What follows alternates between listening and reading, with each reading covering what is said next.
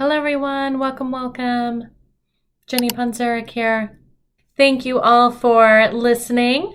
Wanted to chat today about kind of a continuation of a conversation I started a couple weeks ago when we were talking about some different tips on explaining evaluation results. And so for those of you who don't know me, I'm Jenny Ponzuric, background in the amazing field of school psychology. I've been part of this field, helping to support students and schools for over 20 years. I do a lot of trainings nowadays, and I am also the founder of the Prepared School Psych community, as well as PSW Monthly, two online platforms to help support school psychologists. One of the things that I love talking about is some different ways we can improve the way that we are explaining results. Now, some of you are already awesome. You're already awesome. But a lot of us feel like we need to improve upon this. I always try and think about how can my verbal explanations be even more helpful to families. And part of that really has to do with jargon. We know that in the field of special education, we have so much jargon. We just have so much jargon when we think about, all the different parts of our paperwork and all of those different kind of pieces. But especially when we start talking about evaluation results, it can be really easy to get into the jargon, whether we're talking about words like fluid reasoning or conceptualization or standard scores or clinically significant. These are words that are very familiar to us in the field. And so when we're talking to colleagues, we can throw out words like that and everyone else understands what we're talking about. And when things are very new to us, we tend to rely a lot on jargon because we're not quite ready yet to explain it in other terms, right? Or we have a definition for some of our words, but we're really concerned someone might ask for a different definition, right? Or an additional explanation. And we're like, nope, I only have one definition of this word, right? So let's talk about jargon for a moment, because I think it has its place. But I think there's some different ways that we can also improve upon our results when we're thinking about how we're explaining information so that families understand better, so that our students understand better, those that are attending our meetings, as well as for general education to understand, the implications of our findings. And so, one of the things I talk about, because I love talking about this topic with other school psychologists, is, we have a lot of resources mostly on our bookshelves and in our computer to help us with some different definitions for some of our terms, right? Most of us, I think we should have a contest one day on how many essentials books we all have in our offices, right? So many of us have all these books and grad schools make us buy them. And I don't know how often do we go to them, right? But that is definitely a go-to place. A lot of our essentials books, when I think about essentials of learning disabilities, essentials of processing assessment, essentials of cross battery, when I think about a lot of our cognitive processing jargon, those are some great books that have a lot of different ways to explain things, right? They have multiple definitions for some of our terms and have some really great ways to explain exactly how does that show up in the classroom, right? It's one thing to explain what fluid reasoning is or how your students' scores in fluid reasoning were, but at the end of the day, what does that really matter, right? How is this helping the student in the school setting, or how is this making things maybe a little bit more difficult for the student because they're struggling in some of these aspects. A lot of people are using AI nowadays for a lot of different parts of our field. And I think this is one area that can be really helpful when we think about, I'm obviously picking on fluid reasoning today, to be able to ask ChatGPT or Google Bard or whatever Google Bard's new name is, what's another way to explain fluid reasoning?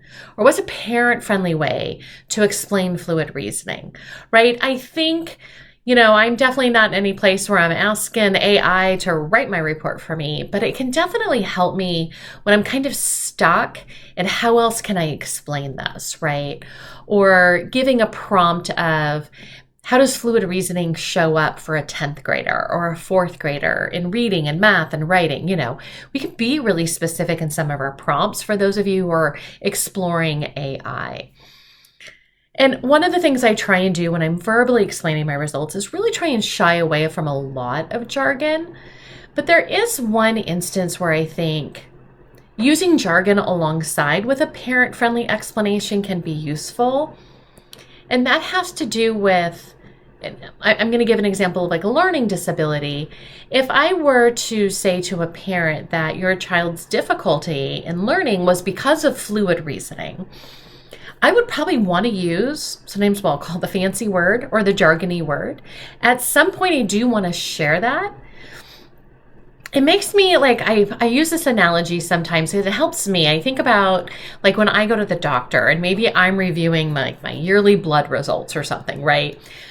I am hoping that my doctor is going to explain any results that are fine in a very super Jenny friendly way, right? Like this is just super easy. Let me just kind of explain to you what I found here. But if there was a particular area that we needed to monitor or something that I maybe need to be concerned about, I would hope my doctor would give me the fancy word for it. Right? Because what do I want to do? I want to go home and Google that and I want to put that in WebMD, right? Like all of us want to do and none of our doctors want us to do. But I think if it's that particular area of concern, I'd want to know what that jargony word is. But I really would like it, the person who's explaining to me that word and introducing that word, to then explain it to me in a very parent-friendly way, or my doctor to explain something in a very Jenny-friendly way. But that's when I think about, that would be a place where I'd want to use that word out loud. But maybe all the things that were okay, maybe we can just talk about that in a much more parent-friendly way. So as I mentioned, I've done these trainings before. I've done these trainings in my summer boot camp. I've done these trainings for district trainings. And some of you have heard me talk about this topic. And I'm going to be doing this topic upcoming. Like on Monday. On Monday, I am talking about explaining results succinctly. And one of the things, because I've done this training before, and I know some of you listening have heard me do this training before, I wanted to add some extra things to this training. Because a lot of times I will give examples of, hey, let's not use jargon very much. And that makes sense, but I think for a lot of people, they're like, could I have a very specific example? Could you share with me, like, how could I explain results in that kind of way? What are some other possibilities there? And so that's what I'm going to be doing on Monday. So on Monday from 12 to 2 Pacific Standard Time, I'm doing a 2-hour training that if you are not yet signed up, you can just go to my website, jennyponzuric.com, head over there, sign up for the training. That's on Monday. And if you're like, I cannot show up, I have 9 million kids to evaluate on Monday. We record everything and you have access to the replays. But part of the things that I did to prepare for this training is I actually did some recording of explaining results. It's hard for me in the middle of a training to just switch from I'm presenting and sharing information to you, and now let me go into like IEP mode. So I decided to pre-record them so I could just be in IEP mode. So I'm going to be sharing those on Monday. And if you think that might be helpful for you, as I mentioned, you can still sign up for that training. You can sign up for that training Monday morning if you're listening to this whenever you are. And if you think that's going to help you out, I'd invite you to come hang out with us. So it's Monday, February 26th from 12 to 2. And then we do like a 30-minute Q&A session at the end so that we have about 2 hours. So we may make sure we get through the content, but then to have that extra time to go through anyone's particular questions. And if that's something that you think could help you out, especially as we're about to go into March, which we know is about ready to start, a very busy time of the year for people who work in special education. And if you're like, we don't have time to talk on and on and on about our results, and we need to figure out how to do this in a succinct manner, I'd invite you. And if you have some other team members that you think might benefit from this as well, I will tell you in this training series that we're doing, we have, in addition to school psychologists, we have speech and language pathologists who are showing up. We have ed specialists who are showing up. And so my examples are not just for the school psychs, but they're for all the different assessment team members. So if you have some other people on your team that you think might benefit from maybe listening to the replay, tell them about this training. They are welcome to sign up as well. If you have any questions about that training, feel free to reach out to us. Just head over to my website at jennyponzuric.com, and there's a place to ask questions. Either myself or someone on my team would be happy to answer those questions for you.